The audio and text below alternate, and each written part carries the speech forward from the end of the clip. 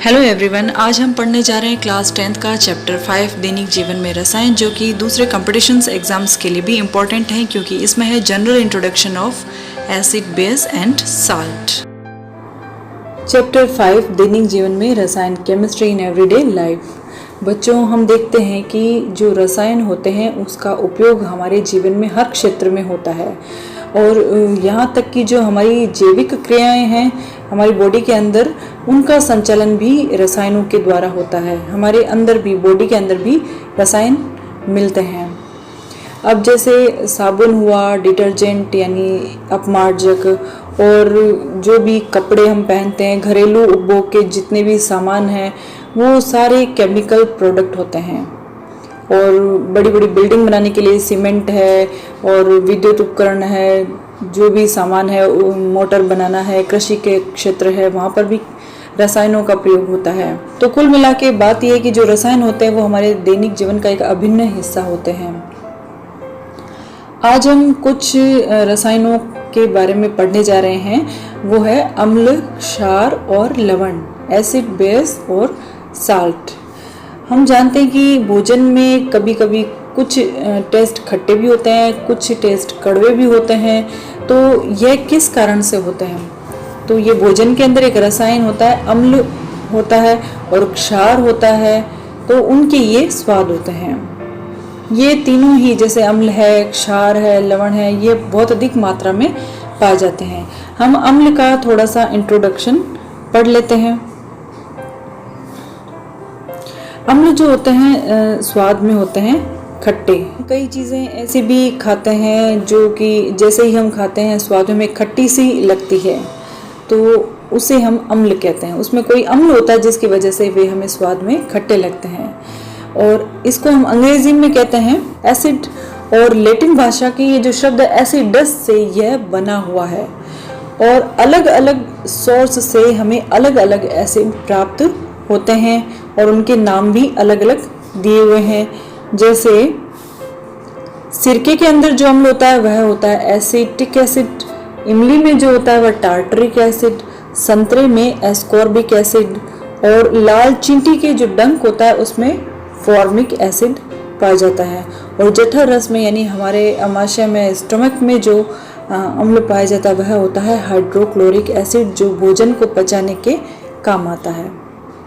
तो ये अलग अलग सोर्सेस हो गए, इनके नाम भी अलग अलग है अम्लों के।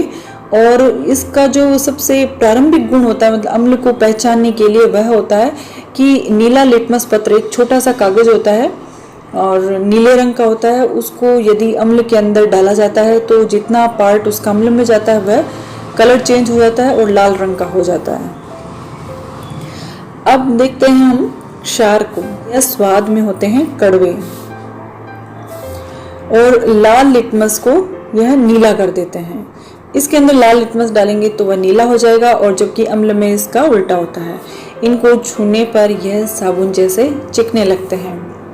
इनके उदाहरण है जैसे सोडियम हाइड्रोक्साइड है, पोटेशियम हाइड्रोक्साइड है, एल्यूमिनियम हाइड्रोक्साइड है, अमोनियम हाइड्रोक्साइड है। ये अम्लों को उदासीन भी कर सकते हैं और ये जल में विलय होते हैं, यानी घुल जाते हैं। अम्ल और क्षार दोनों ही जल में विलय होते हैं। यदि इनमें जल अधिक मात्रा में होता है तो ये तनु कहलाते हैं, डाइल्यूट। जैसे कि अम्ल के अंदर कोई अम्ल है, हाइड्रोक्लोरिक एसिड है, उसके अंदर हमने पानी डाल दिया यानी जल की मात्रा अधिक हो गई तो वह डाइल्यूट कहलाएगा, यानी तनु कहलाएगा। और यदि जल की मात्रा कम है और उनमें अम्ल और क्षार की ही मात्रा अधिक है तो वह सांद्र यानी कंसंट्रेट। अब हम समझते हैं लवण को। अम्ल और क्षार को जब बराबर मात्रा में मिलाया जाता है तो लवण और जल बनते हैं। यहाँ एक उदाहरण से हम इसको और अच्छे से समझ सकते हैं। जैसे अम्ल है HCl हाइड्रोक्लोरिक एसिड, और क्षार है सोडियम हाइड्रोक्साइड यानी NaOH। इन दोनों को आपस में मिलाया तो साल्ट बनेगा यानी NaCl बनेगा और H2O जल बन जाएगा, तो यह लवण बन गया है। यह क्रिया उदासीनीकरण क्रिया कहलाती है, यानी न्यूट्रलाइजेशन रिएक्शन। न्यूट्रल क्यों? न्यूट्रल का मतलब होता है किसी भी प्रकार का गुण नहीं होना, ना अम्ल का होना ना क्षार का होना, क्योंकि इसके अंदर अम्ल और क्षार की बराबर मात्रा मिला दी गई है, तो दोनों ने अपने अपने गुण खो दिए हैं, दोनों ही न्यूट्रल हो गए हैं और साल्ट का निर्माण कर लिया है, पानी बना लिया है। तो ये जो रिएक्शन हुई जिसमें अम्ल और क्षार ने अपने अपने गुण खो दिए हैं, तो यह क्रिया उदासीनीकरण यानी न्यूट्रलाइजेशन रिएक्शन कहलाती है। यह ऊष्माक्षेपी क्रिया होती है। ऊष्माक्षेपी वे अभिक्रियाएं जिनके होने के दौरान ऊष्मा या गर्मी बाहर निकलती है। तो इसमें भी जब ये रिएक्शन होती है तो हीट बाहर निकलती है, गर्मी बाहर निकलती है, इसीलिए इनको ऊष्माक्षेपी अभिक्रिया भी कहते हैं। लवण भी कई प्रकार के होते हैं, जैसे अम्ल, यदि अम्ल और क्षार दोनों ही प्रबल है, दोनों ही स्ट्रॉन्ग है बराबर के, तो उनसे जो लवण बनेगा वह उदासीन होगा। लेकिन यदि अम्ल प्रबल है और क्षार दुर्बल है तो उससे जो लवण बनेगा वह अम्लीय होगा, क्योंकि हमने अम्ल प्रबल लिया था। और यदि दुर्बल अम्ल है, प्रबल क्षार है, तो बनने वाला लवण क्षारीय होगा, क्योंकि प्रबल क्षार लिया था। एग्जाम्पल के तौर पे हम देखते हैं HCl और अमोनियम हाइड्रोक्साइड। अमोनियम हाइड्रोक्साइड एक दुर्बल क्षार है और HCl एक प्रबल अम्ल है। तो इससे जो लवण बनेगा अमोनियम क्लोराइड, यह एसिडिक होगा, क्योंकि हमने प्रबल अम्ल लिया था।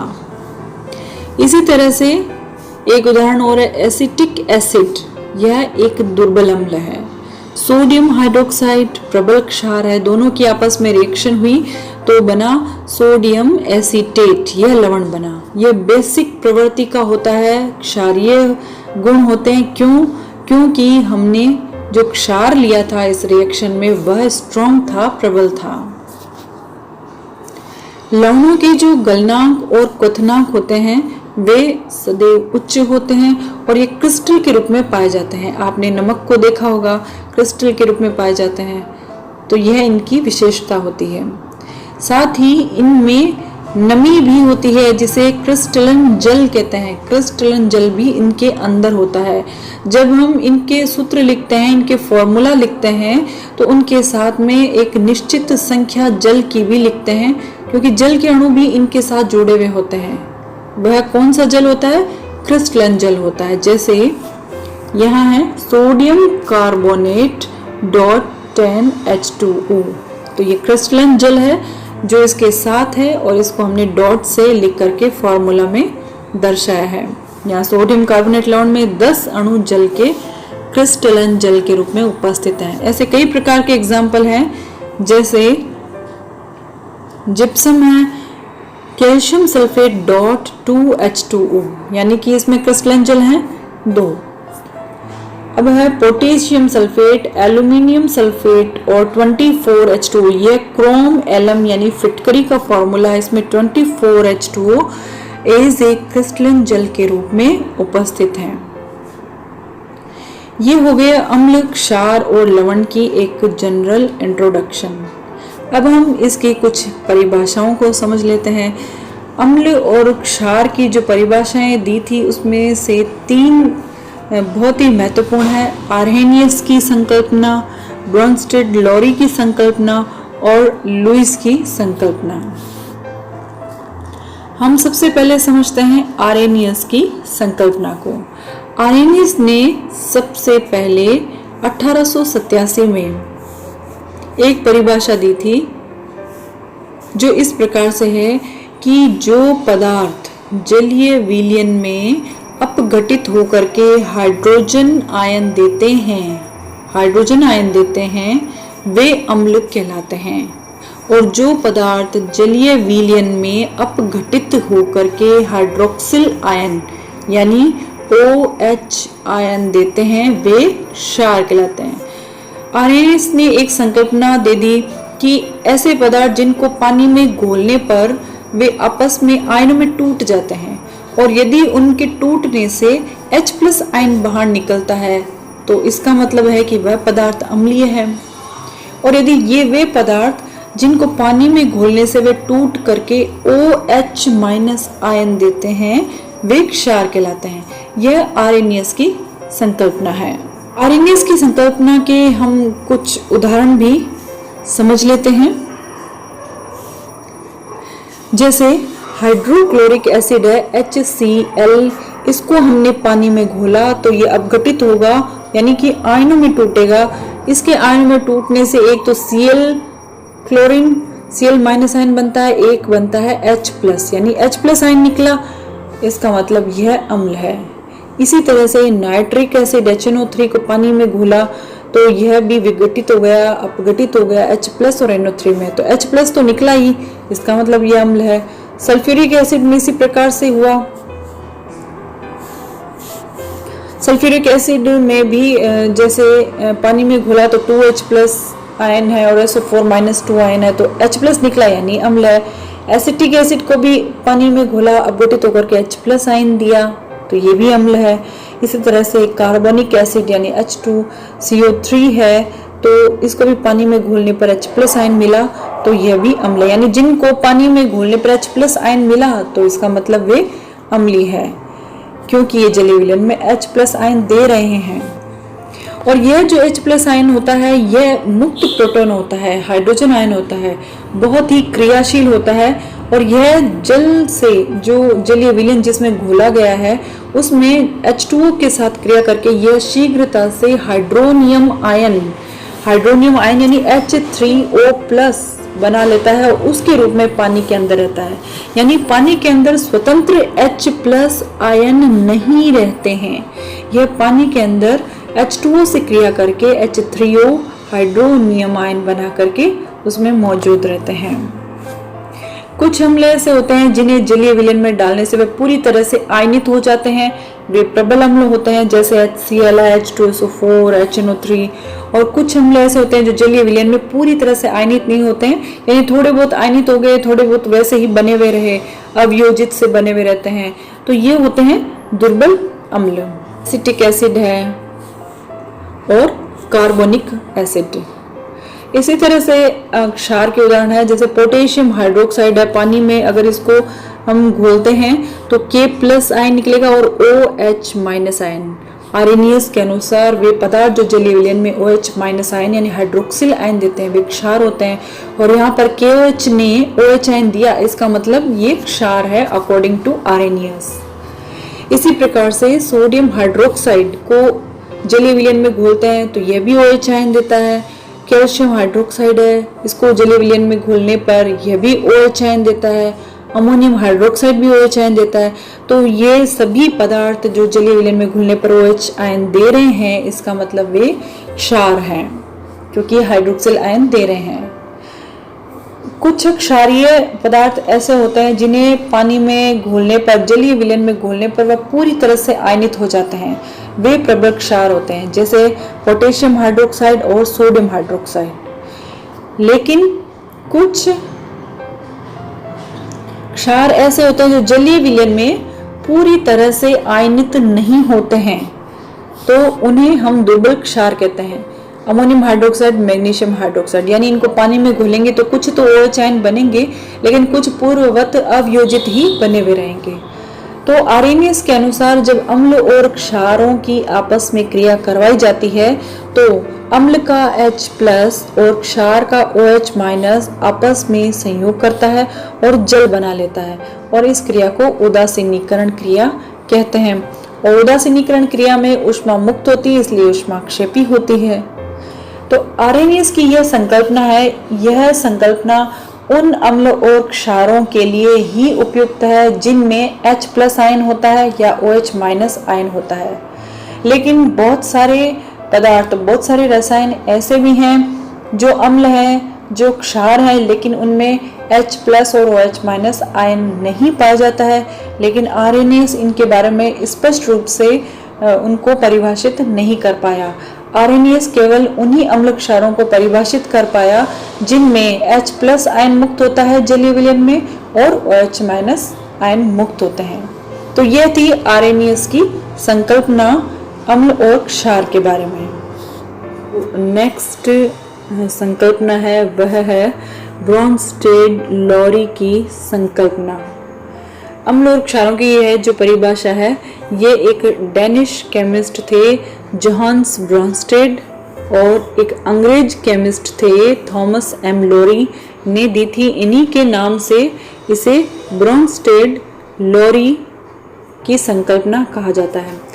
ब्रोंस्टेड और लोरी ने कहा था कि अम्ल जो होते हैं वह प्रोटॉन दाता होते हैं, यानी प्रोटॉन देते हैं, और क्षार वे होते हैं जो प्रोटॉन ग्राही होते हैं, यानी प्रोटॉन को ग्रहण करते हैं। इन्होंने एक नई अवधारणा भी दी थी, बहुत ही महत्वपूर्ण अवधारणा है, वह है संयुग्मी अम्ल और संयुग्मी क्षारक की। इसको हम उदाहरण के द्वारा और अच्छी तरीके से समझ लेते हैं। जैसे अम्ल, और यह अम्ल है और ये क्षार है।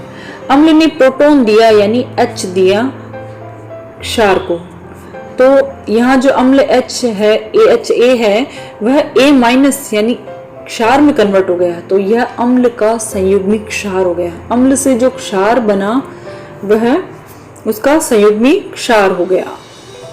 और इसी तरह से जो क्षार है B, यह प्रोटॉन ग्राही है, तो अम्ल का प्रोटॉन इसने क्षार ने ग्रहण कर लिया और अब क्षार Hb बन गया है, तो क्षार के द्वारा प्रोटॉन ग्रहण करने के बाद यह संयुग्मी अम्ल में बदल गया है।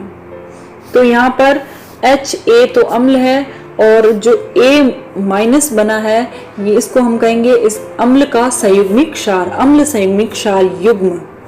इसी तरह से B क्षार है और इससे प्रोटॉन ग्रहण करने के बाद Hb बना है, यह इस क्षार का संयुग्मी अम्ल है, तो इसको हम कहेंगे क्षार संयुग्मी अम्ल युग्म। एक और उदाहरण हम देखते हैं।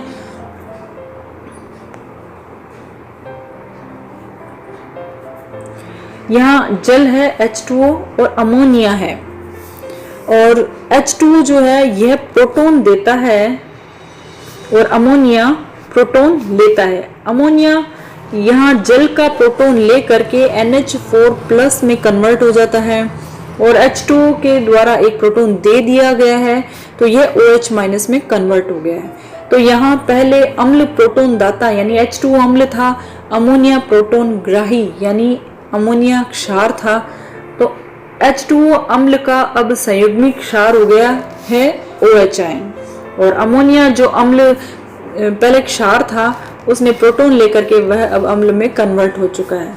यहाँ जल प्रोटॉन दाता है इसीलिए अम्ल, और प्रोटॉन दे करके यह संगत क्षार OH- बनाता जिसे संयुग्मी क्षार कहते हैं। और अमोनिया प्रोटॉन ग्राही है, अतः यह क्षार है, और प्रोटॉन ग्रहण करके संगत अम्ल NH4+ यानी अमोनियम आयन जिसे कि संयुग्मी अम्ल कहते हैं में बदल जाता है। इसे हम इस प्रकार से भी लिख सकते हैं NH3 NH4+ जो संयुग्मी है, और H2O और OH- आयन। यह केवल एक प्रोटॉन या H+ आयन की उपस्थिति का ही अंतर होता है, यानी जिसके पास H+ आयन उपस्थित है देने के लिए वह अम्ल हुआ, और जिसके पास H+ आयन नहीं है तो वह क्षार हो गया। एक और उदाहरण हम देख लेते हैं। जैसे HCl है और जल है, तो HCl होता है प्रोटॉन देने वाला, HCl प्रोटॉन देकर के Cl- में कन्वर्ट हो जाता है। H2O प्रोटॉन लेकर के हाइड्रोनियम आयन यानी H3O में कन्वर्ट हो जाता है। तो HCl अम्ल है, प्रोटॉन देकर के ये Cl- क्षार में कन्वर्ट हो गया, यह संयुग्मी अम्ल क्षार हो गया HCl और Cl। इसी प्रकार से H2O प्रोटॉन ग्राही है, यहाँ क्षार का काम कर रहा है, और प्रोटॉन ग्रहण करके H3O यानी अम्ल में कन्वर्ट हो गया, तो यह संयुग्मी अम्ल क्षार हो गए।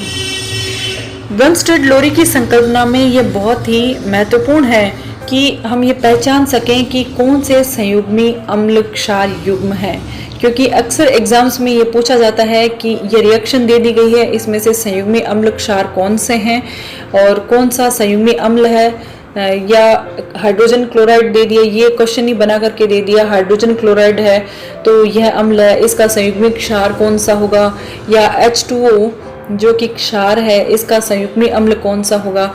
तो इसमें संयुग्मी अम्ल क्षार का जो कंसेप्ट है वह क्लियर होना बहुत ज़रूरी है। जिसने प्रोटॉन दे दिया वह क्षार में कन्वर्ट हो गया, वही उसका संयुग्मी क्षार हो जाएगा। जिसने प्रोटॉन ग्रहण कर लिया वह अम्ल में कन्वर्ट हो गया, तो वह आपस में संयुग्मी अम्ल क्षार हो गए। अम्ल क्षार की लुईस की संकल्पना। 1923 में लुईस ने एक नई संकल्पना दी थी। वह संकल्पना थी इलेक्ट्रॉन युग्म के आधार पर। हमने आरेनियस को पढ़ा था जिसमें था H+ और OH- आयन के आधार पर, ब्रनस्टेड लोरी प्रोटॉन के आधार पर, लेकिन लुईस की जो संकल्पना है वह इलेक्ट्रॉन युग्म के आधार पर थी। जो पदार्थ इलेक्ट्रॉन युग्म को ग्रहण करते हैं वे अम्ल होते हैं और जो इलेक्ट्रॉन युग्म त्यागते हैं वे क्षार होते हैं।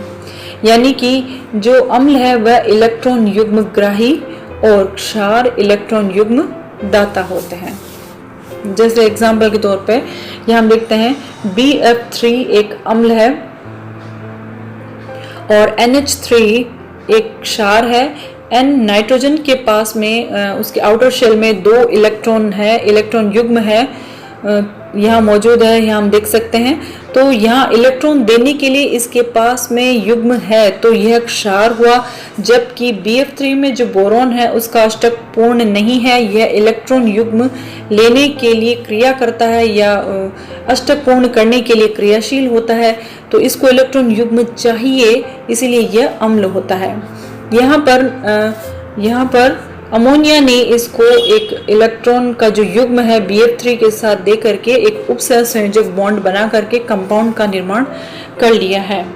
इसके अनुसार जो लुईस क्षार होते हैं इलेक्ट्रॉन देते हैं और जो लुईस अम्ल होते हैं वह इलेक्ट्रॉन ग्रहण करते हैं और यौगिक बना लेते हैं। दोनों के बीच में एक उपसहसंयोजक बॉन्ड बन जाता है।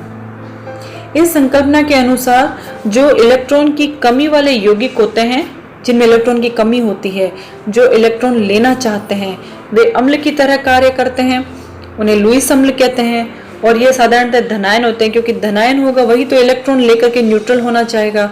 या जिनका अष्टक अपूर्ण होता है आउटर शेल के अंदर, तो वह अष्टक पूर्ण करने के लिए भी इलेक्ट्रॉन लेना चाहता है, तो ये सभी लुईस अम्ल होते हैं। जैसे BF3 AlCl3 मैग्नीशियम +2 आयन और सोडियम + आयन। इलेक्ट्रॉन धनी यानी जिनके पास इलेक्ट्रॉन ज़्यादा होते हैं, इलेक्ट्रॉन का एकाकी युग्म होता है, या जिनके पास इलेक्ट्रॉन त्यागने से अष्टक का निर्माण हो जाता है, वे क्षार का काम करते हैं, उन्हें लुईस क्षार कहते हैं। जैसे H2O, यहाँ पर ऑक्सीजन के पास में 2 इलेक्ट्रॉन युग्म हैं, अमोनिया OH- आयन और क्लोराइड- आयन। इस प्रकार अम्ल जो क्षार है वह केवल H+ और OH- वाले पदार्थ ही नहीं होते हैं, बल्कि जिनके पास में H+ आयन OH- आयन नहीं है वे भी अम्लीय और क्षारीय गुणों की व्याख्या की जा सकती है उनके द्वारा भी। जैसे यहाँ हमने इतने एग्जाम्पल्स पढ़े, इनमें OH+ आयन OH- आयन और H+ आयन नहीं है, लेकिन फिर भी हम इनको परिभाषित कर सकते हैं कि कौन से अम्ल है कौन से क्षार है, वह लुईस संकल्पना के आधार पर ही कर सकते हैं।